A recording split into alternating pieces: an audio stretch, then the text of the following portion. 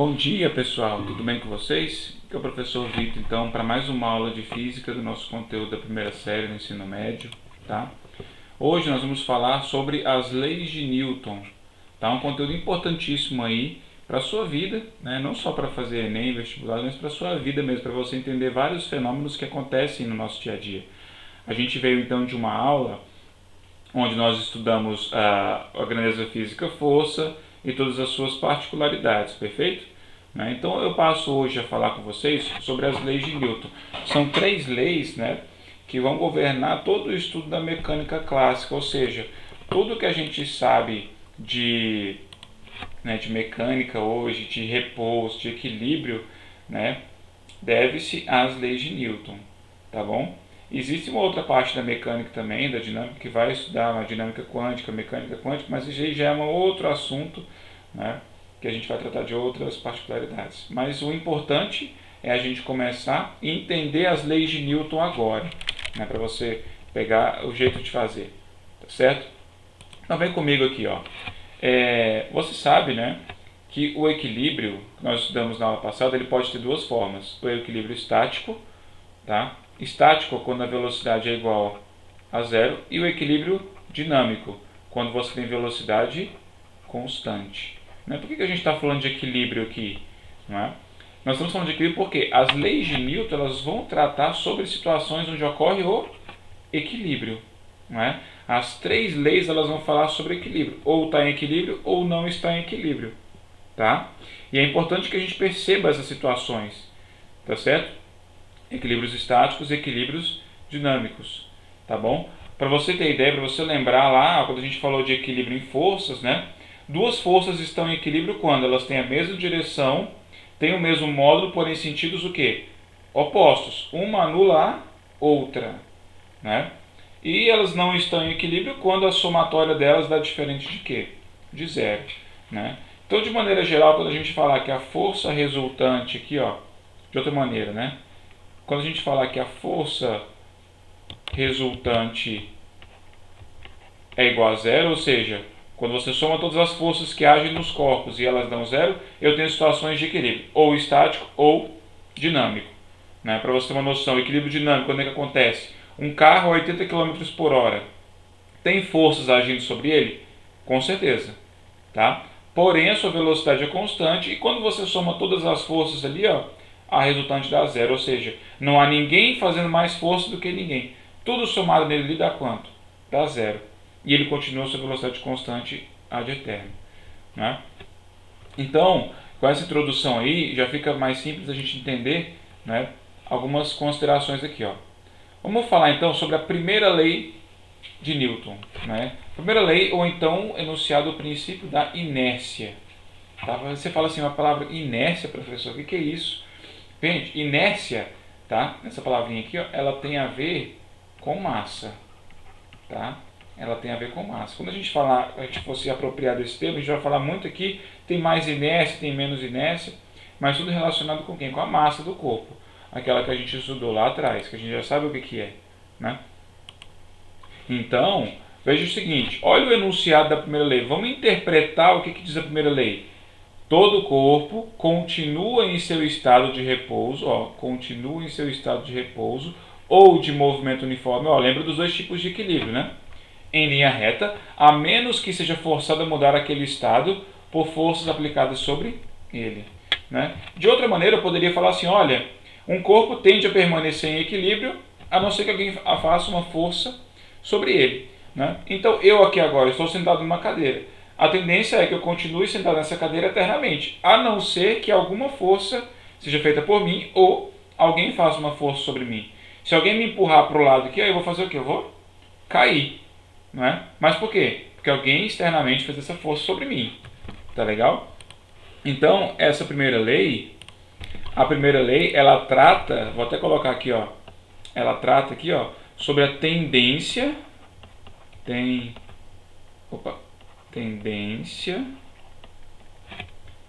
a permanecer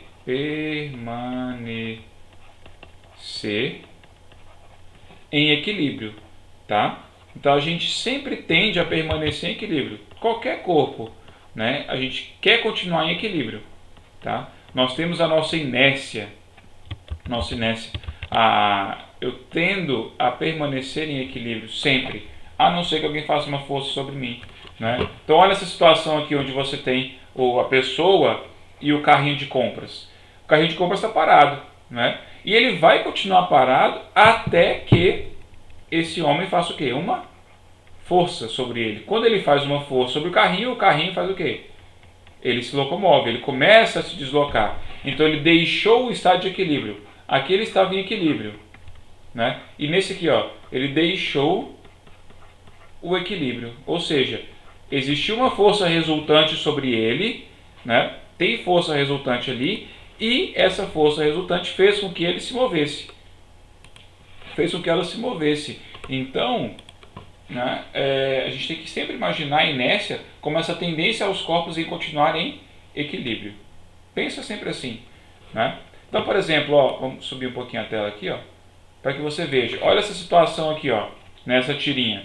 O menininho está andando de skate, né? Ele está falando, ó, um corpo em movimento tende, aí ele fala aqui, ó, a permanecer em movimento. Então, se eu estou me movimentando, a minha tendência é permanecer em movimento. Se eu estou parado, a minha tendência é permanecer parado. Todos os corpos querem ficar em equilíbrio, seja ele estático, seja ele dinâmico, né? Então percebe aqui, ó, o menino estava andando com o skate, certo? O skate bateu na pedra, mas o menino bateu na pedra? Não. O menino continuou o quê? Voando aqui, ó. Justamente porque ele continuou em equilíbrio. Né? Que tipo de equilíbrio ele continuou? Equilíbrio dinâmico. Ele continuou ali, ó, indo reto, enquanto o skate parou, né? Então isso é o que fala o princípio da inércia, tá bom? Permanecer em equilíbrio. Igual quando, por exemplo, você está andando de moto, né? Você dá uma acelerada brusca. Quando você acelera bruscamente, quem está acelerando é a moto, ela vai para frente. E você, né?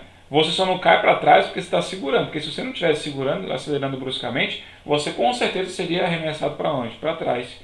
Ou, por exemplo, numa freada em carro, né? Por que é importante o uso do cinto de segurança? Se você não estiver com o cinto de segurança, quando você fizer uma freada brusca no carro, você vai ser jogado para onde? Para frente. Mas não é porque você está sendo jogado para frente. Não. O carro, você estava à mesma velocidade. Quem freou foi o carro, você não freou, né? Você vai tender a continuar em movimento. Então, por isso que você é arremessado para frente, porque você continua o seu movimento. Daí a importância do cinto. Por quê? Para ele te segurar, para você não continuar esse movimento, né? Tá certo? Uma aplicação prática do nosso dia a dia aí, ó. E para você ver essa última tirinha aqui, ó, do ônibus, né? Quando o ônibus freia, os passageiros tendem, por inércia, a prosseguir com a velocidade que tinham em relação ao solo. Assim, são atirados para frente em relação ao ônibus, né? Então, se o ônibus começa a andar para frente aqui, ó, eles são arremessados para onde? Para trás. Justamente por quê? Porque eu tendo a continuar em equilíbrio, continuar como eu estava antes, tá? E tudo isso aqui, ó, tem a ver com quem? Com a massa, tá? Então, maior massa, opa, corrigir aqui, massa, tá? Quanto maior ela for, maior vai ser o quê? Essa tendência, ó. Maior vai ser a tendência em permanecer em equilíbrio, tá certo? Então, quanto mais massa, é mais difícil você frear um caminhão do que frear uma moto, por exemplo, porque o caminhão em velocidade constante, ele tem muito mais massa, a sua inércia é muito maior do que uma moto, né, que tem a massa bem menor que a do caminhão, tá certo? Então, por exemplo, se você tiver lá um caminhão, né, e uma moto, elas forem bater no muro, é claro que o caminhão vai fazer muito mais estrago. Por quê? Porque ele vai atravessar e vai continuar muitos e muitos metros até ele conseguir frear, porque a sua inércia é muito grande. A força que você tem que fazer para parar ele é muito maior do que a força que você tem que fazer para parar uma moto, por exemplo. Tá bom? Tá claro para vocês então, turma? Tá, então, situações onde envolva a permanência do equilíbrio tem a ver com a inércia, o princípio da inércia, primeira lei de Newton. Fechou? Tá bom? Vamos falar então sobre a segunda lei aqui, ó, que a gente intitula o princípio fundamental da dinâmica. Vou colocar ele aqui em cima assim, ó. O princípio fundamental da dinâmica, ele vai falar o que pra gente, ó? Perceba. Um corpo só sairá de sua condição de equilíbrio caso haja uma força resultante sobre ele. Então, a segunda lei de Newton, ela está explicando o que acontece com a primeira, né? Eu tendo a permanecer em equilíbrio, certo? Mas e se eu não permanecer em equilíbrio? Por quê? É porque existe uma força resultante. Né? Então aqui ó, a gente pode alegar, né, o princípio fundamental da dinâmica é a existência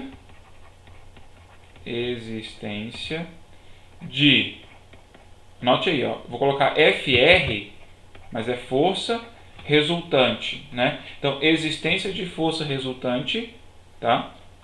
Nessa situação, não há equilíbrio, tá? Não há equilíbrio. E muito mais do que isso, né? Toda vez que existe força resultante, tá? Existe força resultante, existe também o quê? Existe aceleração, tá? Vai existir a aceleração, tá bom? Então é fundamental você observar isso. Se você aplica uma força resultante sobre algum lugar, ele vai acelerar, porque ele estava parado e adquiriu velocidade. E a gente sabe lá da cinemática que nós estudamos, toda vez que um corpo adquire velocidade é porque alguém acelerou ele. Tá? E a aceleração ela é devida única e exclusivamente à força resultante, à existência de força resultante. Então, se você olhar aqui, por exemplo, nessa tirinha do carrinho, né, eu tinha um carro em repouso aqui, ó, tá? E ele só vai sair do repouso quando eu tiver o quê? Força resultante. Então, tem uma pessoa empurrando para esse lado aqui, outra para esse lado aqui, ó, F1, F2. Qual é a força resultante aqui, ó? A gente já aprendeu a fazer lá nos vetores, né? Como é que eu faço? Eu pego um vetor F1 na sua direção e sentido e ligo o final dele com o início do F2, mantendo sua direção e sentido, né? Então aqui, ó, vou representar de azul a força resultante, né? Que é a soma das duas ali, ó. Então, existe força resultante nesse caso? Existe. Ele vai acelerar? Provavelmente sim, né? É claro que aí você tem que fazer força o suficiente para poder deslocar aquela massa. Né? Não adianta você fazer uma força pequenininha, por exemplo, eu vou empurrar a tela do computador aqui, ó, mas se eu não fizer força suficiente, o próprio atrito das engrenagens ali eu não faço com que a tela mexa. Né? É a mesma coisa no carro, você tem que aplicar uma força suficientemente grande para que o carro, as rodas o quê? Girem, tá certo? Mas a priori, a existência de força resultante leva a quê? A aceleração, desde que essa força seja compatível com a massa que você queira empurrar. Né? Então a gente vai perceber que força resultante é diretamente proporcional à aceleração. Então quanto maior a força resultante que você tiver, maior vai ser a sua aceleração. São diretamente proporcionais. E qual que é a constante de proporcionalidade que vem no meio aí? É a massa. Né? Então é aquela famosa fórmula, né? A força é má. Força é igual a massa vezes a aceleração. Tá? Então toda vez que existir força resultante, tá? Você pode aplicar essa segunda lei de Newton. Tá? Massa do corpo vezes aceleração vai ser exatamente igual ao quê? A força que foi feita sobre ele. Né? Você pode encontrar a aceleração que foi adquirida por ele, ou pode encontrar a massa, pode encontrar a força e por aí vai. Enfim, né? Então aqui, ó, o segundo exemplo que eu quero mostrar para vocês, né, é o que a gente estava falando. Ó, o corpo em inércia, ele está em quê? Em equilíbrio. Eu estou em equilíbrio, minha aceleração vale zero, tá? Nesse caso aqui eu estou em equilíbrio o quê? Estático, tá? Agora quando você passa a segunda situação, eu faço uma força, né? Ele vem aqui, ó, e faz uma força em vermelho, né? O que vai acontecer? A aceleração vai aparecer maior do que zero, significa dizer que ela existe. É 1, 2, 3, 0,5, mas ela existe. E a massa que ela vai se movimentar, ela vai adquirir o quê? Velocidade. Então se você fizer a massa desse corpo aí vezes a aceleração que ele adquiriu, vai dar exatamente igual a quem? A força resultante que eu apliquei sobre aquele sistema ali. Né? Então é só você lembrar dessa definição aqui, ó. O corpo só sairá de sua condição de equilíbrio caso haja uma força resultante. Perfeito, pessoal? Tranquilo então? Tá? Vamos passar para a última lei aqui para a gente finalizar então nossa breve aula. A terceira lei, tá? Ela vai falar justamente sobre alguns fenômenos que a gente percebe no nosso dia a dia. E é interessante você observar isso, né? Até coloquei umas figurinhas aí engraçadas para você ver. A terceira lei, né? A terceira lei de Newton, ela tem o enunciado do princípio da ação e reação. Vamos ler o enunciado da lei, né? Para a gente entender de que forma ele se põe no nosso dia a dia aqui, ó. Então, para toda ação uma força, né?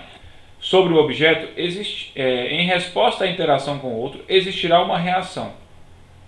Então, observe o seguinte, ó, um corpo interagindo com o outro, não, em resposta à interação com outro objeto, tá? Existirá uma força de mesmo valor e direção, mesmo módulo e direção, porém com o sentido que? Oposto, tá? Então nós estamos falando de pares de forças que ocorrem da interação entre dois objetos, tá? Então aqui, ó, um par de forças, já até listei aqui. Vou colocar que eu não coloquei ainda, ó. Esse par de forças resulta de quem? Da interação entre dois corpos, tá? Só vai existir par, ação e reação quando houver a interação entre dois corpos, tá bom? Se não existir, eu vou ter par de forças que são ação e reação? Não vou ter, não é? Então eu compreendo o seguinte, olha só, imagina esse caso aqui do homem com a bola, né, tomando uma bolada de basquete na cara, né? Eu tenho duas forças. Essa força em verde aqui, ó, essa força em verde, né, é a força que a bola, tá, faz sobre o rosto do homem. Né? Então a bola empurra o rosto do homem. Só que existe aqui, ó, uma interação direta entre eles, não é verdade? Tá? Como existe a relação direta entre eles, a interação direta entre eles, né?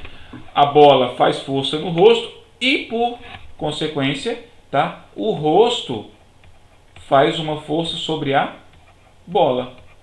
Né? Então você percebe, tá, que a bola ela vai deformar, deformou. Tá? E no momento que ela deformar ao máximo, o rosto vai fazer o que com ela? Vai empurrar ela para longe. Né?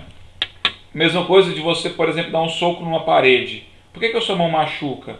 Né? Você dá um soco na parede e a parede, como você fez uma ação, né? E a parede reage. Né? É como se ela desse então um soco na sua mão. Né? Então você bate e ela manda essa energia de volta, em forma de força.